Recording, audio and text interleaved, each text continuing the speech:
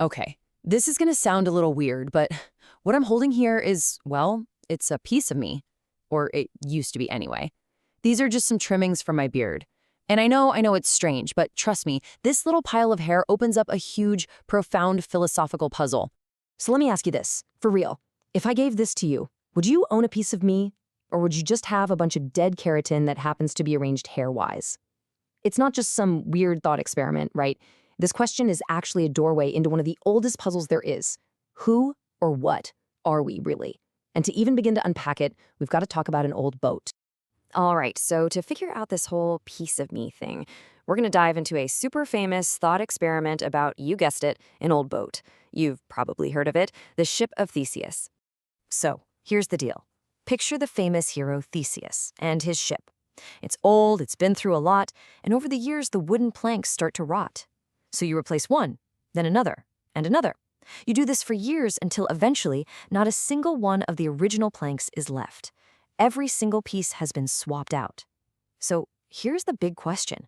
Is it still the Ship of Theseus?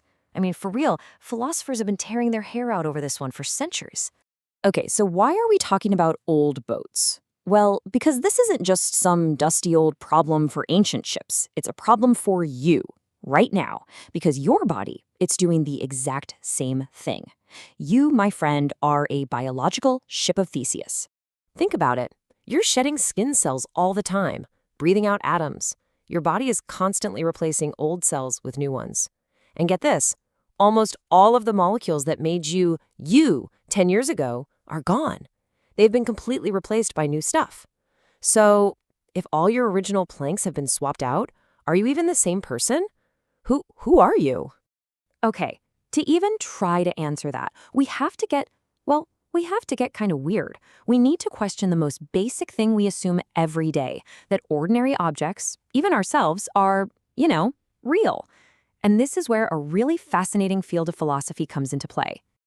It's called mereology. Sounds fancy, but it's really all about a question that sounds simple but is actually crazy complex. How do parts come together to make a whole? Like, when does a pile of things stop being a pile and start being one thing? And this line of thinking leads to a pretty wild, and I mean radical, idea: mereological nihilism. This theory basically says that ordinary objects, chairs, tables, even people, they don't really exist, not as single whole things. All that's actually real are the fundamental particles, what philosophers sometimes call simples. Everything else is just an arrangement. So if you follow this logic, you're not a person. You're just a massive collection of these simples, a loose constellation of atoms that are, for the moment, arranged human-wise. How crazy is that? It means there's no solid, whole you for someone to own a piece of, just this temporary arrangement. And here's a great way to think about it. The last thing you ate. Seriously, picture it. At what exact moment did that sandwich or apple or whatever stop being food and start being you?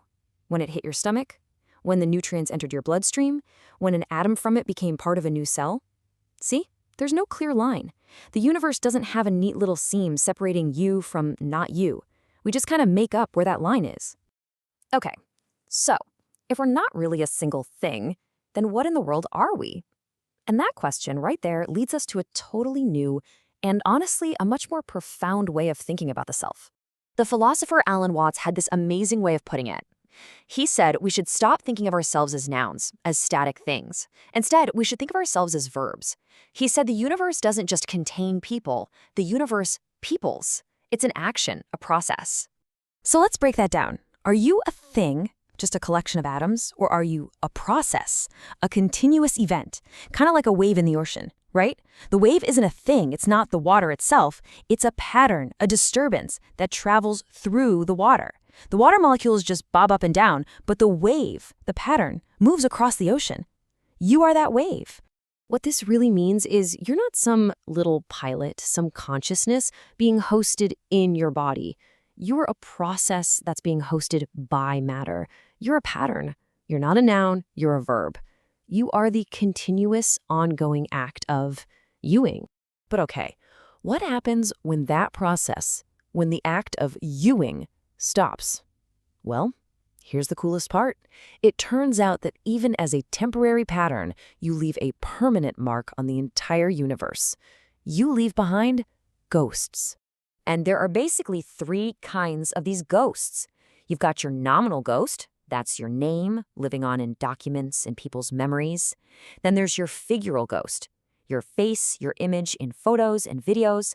But the one that really matters, the most profound one, is what's called your ripple ghost. Now, this ripple ghost thing, it's not just a nice metaphor for your legacy or your influence. No.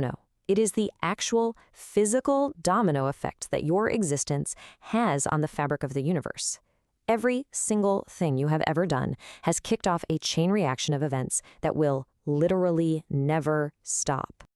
I know this sounds super abstract, but check this out. It is astonishingly literal.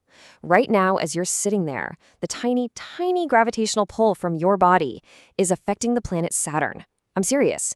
It's an unbelievably small effect, sure, but it's real. It's happening right now.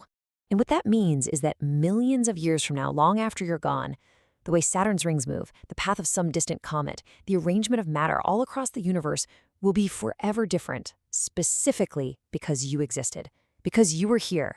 It means, in a very real physical sense, you can never truly be erased. So all of this, it brings us to one last really powerful idea about what it means to be you. If you're not a thing, but a process, and if you're not the matter itself, but the pattern that matter is hosting, then what does that make you? Well, maybe the best way to put it is this.